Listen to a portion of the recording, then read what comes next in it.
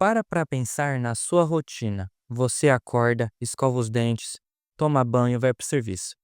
Para almoçar e já volta a trabalhar pensando que o expediente vai acabar logo, não é mesmo? Mas no fim do dia, tudo que a gente quer é descansar.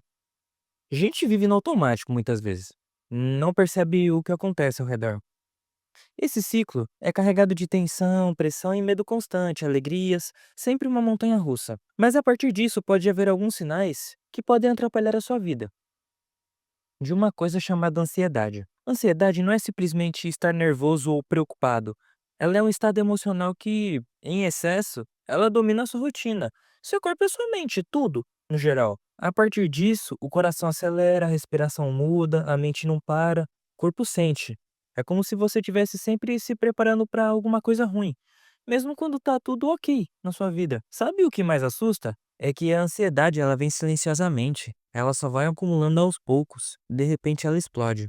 Acontece crises, tem exaustão, colapso emocional. E quando chega nesse ponto, não se resolve com descanso ou distração. Vai muito mais além. Vai precisar ser olhado com cuidado, empatia, precisando de ajuda de fora. Vamos dar exemplo de uma pessoa que vai criar um contexto, o Felipe. O Felipe, ele sempre foi uma criança quieta. Não tímida demais, mas sempre sensível. Daqueles que prestam atenção em tudo e se cobram o tempo inteiro para acertar. Desde pequenininho ele tinha medo de errar, medo de decepcionar e medo do que os outros iam pensar. Com 10 anos de idade, ele teve que apresentar um trabalho na escola, algo simples, ler um texto na frente da turma, coisa que acontece com muitas pessoas. Mas ele travou. Para ele foi algo que ficou em choque. A voz falhou, mão tremia, o texto parecia embaralhado. De repente, veio risadas.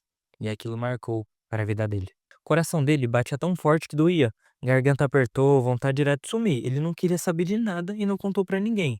Nem pros pais dele, nem pros amigos. Guardou para si. Esse foi, tipo, o começo para entender o contexto de o que pode acarretar na vida da pessoa a ansiedade. Com o passar do tempo, ele começou a evitar essas situações. Falar em público, não. Participar de trabalhos em grupo, só se precisasse se expor. Só se não precisasse se expor.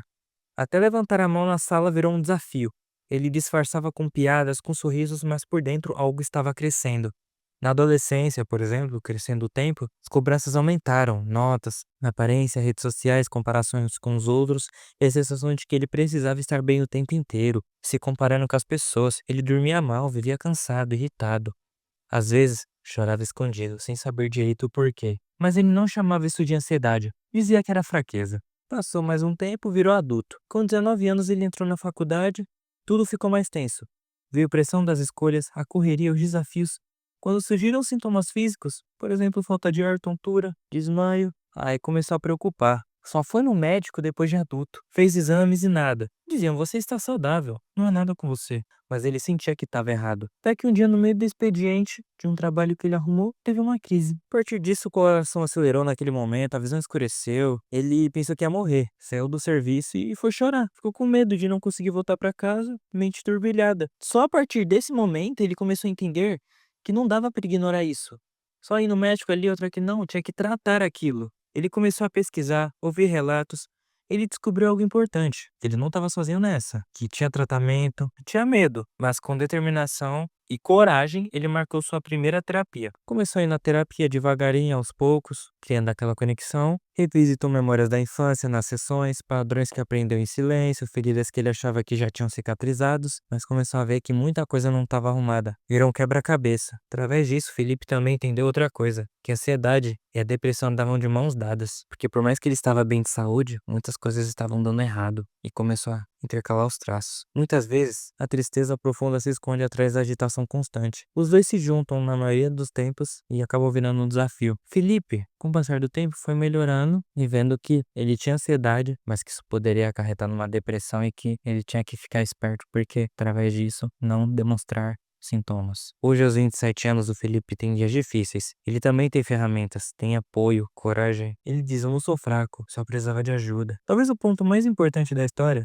é que ele esperou demais para pedir ajuda quando custou sua saúde mental. Omitir, Ficar em silêncio, o medo de ser julgado, é o que mais alia a ansiedade e a depressão, que é só um exemplo para incorporar, porque muitas vezes eles andam juntos. Mas quanto mais a gente fica quieto, mais eles crescem. E fingir que tá tudo bem só piora. Se você acha que isso é coisa rasa, para pensar aí. Não fica quieto, começa a procurar ajuda porque não é fraqueza, é o começo de um recomeço. Não é fraqueza, é o começo de um novo momento, uma nova história.